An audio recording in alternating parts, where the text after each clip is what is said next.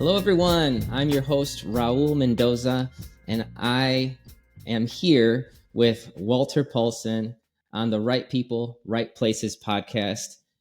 And just want to introduce you to him. He is an incredible resource here. He's a Vistage member, a Vistage chair, actually. And I'm also in Vistage, so I love rubbing shoulders with folks that are looking to take it to the next level for businesses and for leaders. And that's what Vistage is all about. So a little plug for Vistage there, but Walter comes with just an incredible breadth of experience and background, having spent about 500 hours per year having private conversations with CEOs. And so he's and not only that, he's been in business, both seed and entrepreneurial pursuits. So he's really run the gamut. And I thought, what better person to have on this podcast to share his insights, his thoughts, his experiences. And I know you, my audience, would benefit greatly from him. So I want to introduce Walter here to you. Walter, thank you so much for being on the podcast today. Well, thanks, Raul. Delighted to be here. Fantastic. Well, let's kick into it here.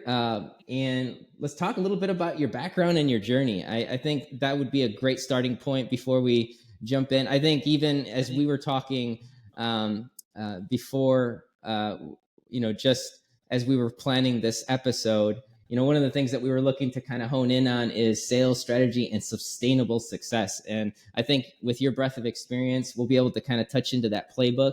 But before that playbook, before you create a playbook, you have to kind of almost be your own scientist and experiment, and you have to try these things on yourself, right? And you go through the journey before you're able to guide others along the journey. So would love to hear you speak on that and where you got your start and what brings you to being a chair at Vistage and doing the work that you do. Well, thanks, Raul. Yeah. So, now I'm a Vistage chair, CEO coach, and a certified outgrow advisor, which means I help CEOs and leadership teams with culture, strategy, team building, and then in particular for B2B companies, I help them accelerate sales growth with a proven system called Outgrow. So that's what I do now. Before Vistage and Outgrow, I spent 25 years in Silicon Valley, starting, building, selling companies. I've been at high flying venture backed companies. I've been at companies that ran out of money. I've been at companies I started that failed. As I describe it, I have had to crawl out of smoldering craters of despair and dust myself off. But I also was on the founding team of a unicorn business called Blackhawk Network. So if you've ever bought a gift card at a grocery store, pretty much anywhere in the world, certainly anywhere in the U.S., I led the team that built that business from an idea to the first 500 million, 25,000 points of distribution, 80% share. Wow. I think 500 million in revenue in about 4 years. And so it was funny. That business was incubated at Safeway, a $40 billion grocer. But that was sort of my true Silicon Valley rocket ship ride. And before that, I financed movies for 20th Century Fox, financed Speed, Mrs. Doubtfire, Home Alone, Braveheart, got to go to a lot of premieres. And ran home entertainment for Asia Pacific for Fox as well. So I spent a lot of time in Sydney, Hong Kong, Singapore, Seoul, Tokyo. And before that, I got an MBA at UCLA, went to Harvard, and grew up playing football at Bullard High School in Fresno, California, and Friday Night Lights. So that's my journey. Fantastic. So much there. So fun. Such a combination of experiences there that I'm sure your CEO groups benefit significantly from, and I'm excited to get into some of that with you. And, you mentioned helping CEOs grow revenue and that being a passion for you. And even just, one of the things that stood out to me from your background is having those 500 hours per year in private conversations with CEOs. And anyway, in kind of bringing those two things together, can you break down what makes your approach work? Everybody, when it comes to sales, it's like any business, that is the Achilles heel, isn't it? Like, it's either really working or it's really not, and there's a variety of reasons for that. And I'd love to hear your mindset and approach towards coaching CEOs and getting them to be clear about getting that on track. Thanks. Yeah, it's interesting because I started CEO coaching, which I love. It is, as the podcast says, you get the right people in the right seats. You have to deliberately create a culture. These are all things that I love helping CEOs work on. And the dirty little secret is being a CEO is a sexy title, but most of the time to the CEOs it feels like a crappy, lonely job because they're supposed to have all the answers and they hardly ever do. And everybody wants something from them. And it's a high pressure situation. But one of the things I realized is at least 90% of my CEOs, if you're going to hold them down under a bright light and say, what do you really need? They would say, just get me more money. Just get me more sales. If I get more sales, I'll invest in the team. I'll invest in this. But if I don't have the sales, that's kind of the mother's milk that feeds every other part of the business. And so I wanted to get some extra expertise in that just because it's such a foundational thing. And if you were going to think about, Maslow's hierarchy of needs towards, self-actualization, having sales growth is a thing that enables CEOs to build on the other stuff. Because if you're telling a CEO to try to be sustainable, that they can't work their teams 60, 70, 80 hours a week for months and years on end, but they're not hitting their revenue numbers, then it just falls on deaf ears. They'll say, totally. I can have a more normal life when we're hitting our revenue growth targets, but until then, this is what I have to do. And so it's trying to be compassionate and help them where they need the most help. I love it. I love that. And, I think I kind of jumped the gun there a little bit in getting into the outgrowth system and, growing the revenue, which I think, again, that's, I think we'll weave in and out of that. But I think even kind of taking it back a little bit, there's it starts with us, right? Like we can't build in our organizations what we're not practicing. We have to practice what we preach as leaders of organizations from a sales perspective. Otherwise, it's just a concept. It's just a theory. People want to see it lived out, right? So, and there's more, obviously there's tactics and strategies to being successful at sales, but there's also just the dynamic of emotional health, personal health as a leader. I don't know if you could share a little bit more about that, because I know even in our pregame here, you had mentioned that being, and you kind of alluded to it a little bit here in, the road to CEO, the road for a CEO is lonely. So I would love to hear your thoughts and insights with that, and anything that our audience could benefit from when it comes to the CEO path and what it means, and any kind of insights you can give there. Well, I think for most CEOs, the path is long and winding and has multiple times that feel like, sort of they're on that, the enterprise is on sort of the ragged edge of death, and then they pull it back.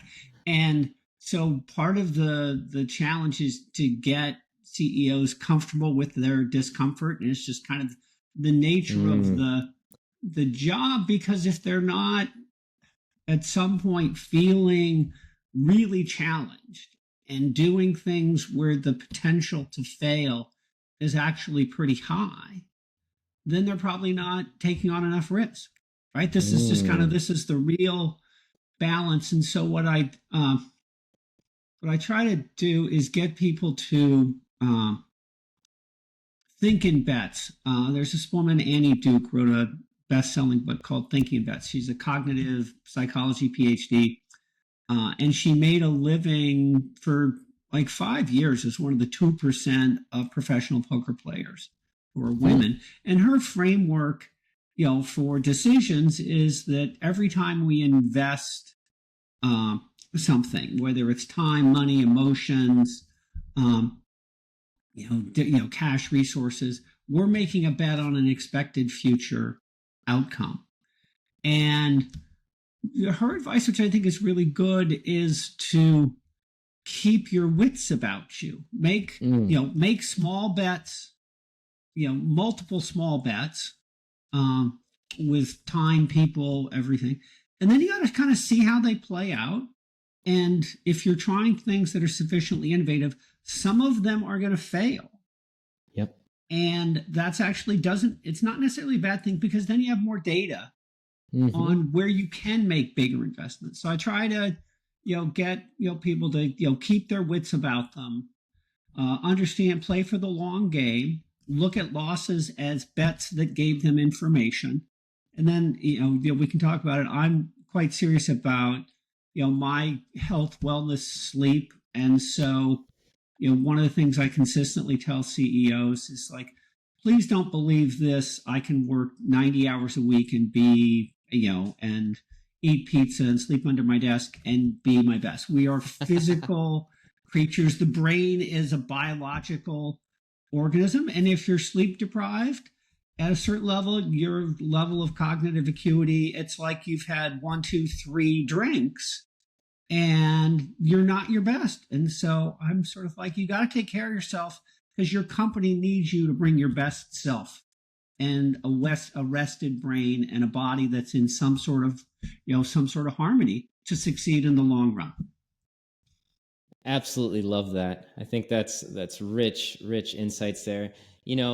I think what you said about risk there is huge. And taking calculated risks, I think, right? The way you can take calculated risks is by taking smaller risks and learning from those data points. I think that's huge. And that is just the game the CEO plays, right? We're always increasing our tolerance for risk.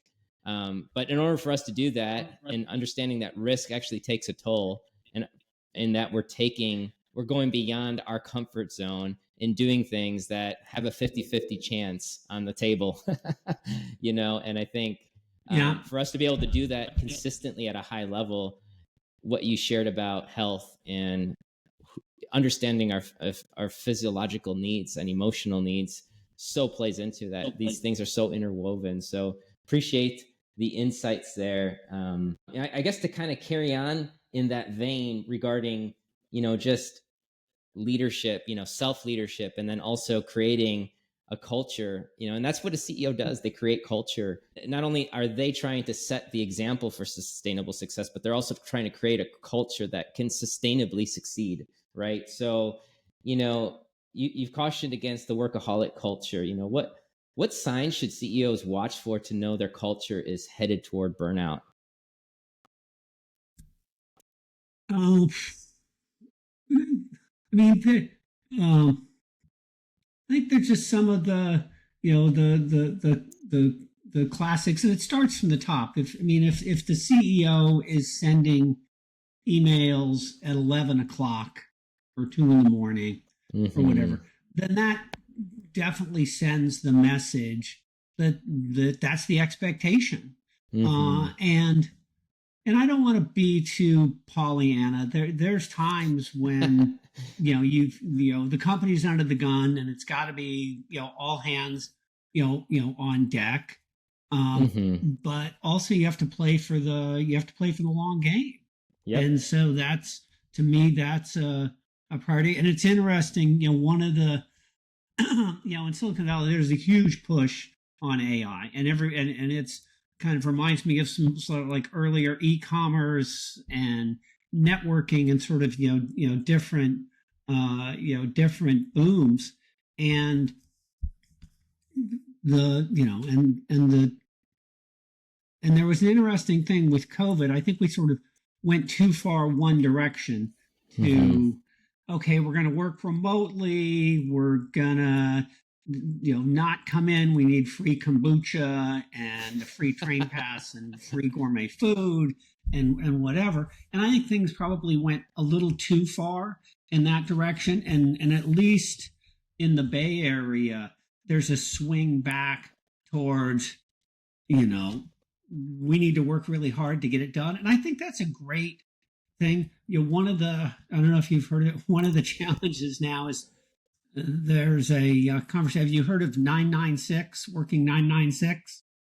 I haven't. No, it sounds like a variation of the 4-day work week, which that. Well, it's kind of the opposite, and it basically posits that, well, in China they're working 9 to 9, 6 days a week. Okay. So if you want to compete with China, you got to be willing to do that, and so, and so that's over, that's over 70 hours, a week. Wow. And it's kind of becoming a bit of a touchstone that people are saying. It's like, like if you ask about work-life balance, in a job interview, you're like automatically disqualifying yourself. People are using this sort of 996 to hang their hats on. And ultimately, I mean, because look, there's great companies that have, workaholic cultures, yes. Right? But, and so if there's some people where that's what they want to do. Personally, I have a more holistic view. I have other interests in my life, as much as I love the work that I do. And I really love working with CEOs, love helping people build their teams and build cultures. But for me, the 996 is a non-starter. Although one of my friends is a successful venture capitalist, and he was joking. It's like, yeah, he's really kind of a 10-2-4, which is 10 to 2 4 days a week. But he's in a position where he can do that. But right. Yeah, I'll stop there. I have some other thoughts on culture, but I'll stop there for now because I'm rambling on. No, I think this is fantastic. I think you've really done a nice job of just outlining kind of the extreme and also the, the 10-2-4, and I think, right somewhere within that is the right balance, right? But I think the point is the mindset, and being able to understand everyone has different thresholds within that. And I think also you mentioned something that's really important, and that's, we don't live to work, like we work to live, you know what I mean? Like this idea of a life outside of work, and what are the things that drive you, whether it's family, whether it's children. I know I've got kids, and, that to me is a driving motivation, raising the next generation. And that gives meaning to work. And I think that's important, especially for this next generation. They're always trying to find intrinsic meaning, right? And I think that'll make you do things that nothing else will, And the other thing about the next generation is that they're looking for that mentorship component. So I think, we have to work hard. It's not going to come easy, but we also need to understand what is intrinsically motivating us, right? Yeah, it's one of the things, so I've got 3 daughters. They're ages 22, 25, 27. And I was working hard when they were growing up, but also, really tried to make a point to, have dinner with them as often as with the family as often as I could. I like to cook. And so, I encouraged them to help. We went to farmers markets. I coached their teams, and and we have a kind of, lifelong relationship based on me making a point to be around, when I could, and definitely being present. Yes. When I could, because I had to travel a lot at different times. But, to me, also sort of like 2 sad things that I've seen lots of times is there will be, family out at dinner, and everybody's on their device. Right? Parents are on the phones, kids are on an iPad, and I'm just sort of like, that's so sad, because the device is, endlessly engaging. But humans can be too, but you have to kind of learn to talk. And then some of the, kind of some of the most miserable people I know, just in terms of unhappiness, are folks who just were total workaholics, made their big number, and then they retired. But by the time they retired, they didn't know their kids. Their kids didn't really particularly want to have much to do with them. Right. And then when they retire with their 10, 20, $100 million, whatever their number is, they don't know what to do with themselves, and they kind of lose their purpose. So I think, part of my thing is I try to encourage CEOs to, live purposefully, have priorities and goals, and also live with their life, lifelong health span, in mind. Like, what's the point of working like a dog, having your kids not know you, you're, getting divorced, then you have a lot of money, then you're 60 and you've got, a stent and high blood pressure, and this is kind of like, what's the point of doing that? So I try to encourage people to think long term, their health and relationships really matter. I mean, Sahil Bloom has this concept of like 5 kinds of wealth, and I think it's, there's finance, but there's also time and relationships and health. I forget what the and maybe emotion, and I'm constantly trying to remind CEOs, it's like, yes, it's important to build wealth, and that's a way of keeping score, because people who are CEOs tend to be pretty competitive. But there are other components to life and building wealth, and don't neglect those.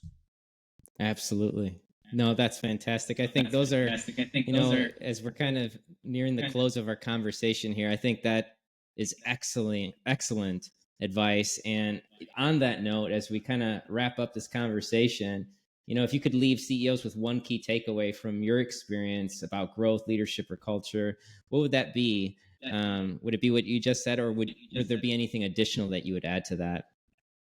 The one thing I would add is that be deliberate about building the culture of your company. And you can apply it to your family as well. And I'd say, don't just live according to your, sort of rules and assume everybody's going to get it. Create foundational basics. Like the Ritz-Carlton calls it, they have 20 basics on how people at the Ritz-Carlton do things. And this guy, David Friedman, has written a great book called Culture by Design. And my advice would be, don't just let it happen to you. Kind of decide the actions that you want to prioritize for yourself and your team, and then keep reminding yourself and live by that. And over time, that can create, not just attract the right people, and put them in the right seats, but have them perform at a high level. And I think it's important for people to love their jobs. So I think that's one of the things the CEO needs to do, is create a culture where you put the right people in the right seats, and that people, love their jobs, love their teams. And I don't think that's too much to ask for. I actually think that's what every CEO should aspire to, is to create a culture where people love coming to work and they love their teams and are proud to be at their company. So I'll close with that. Yeah, that's wonderful.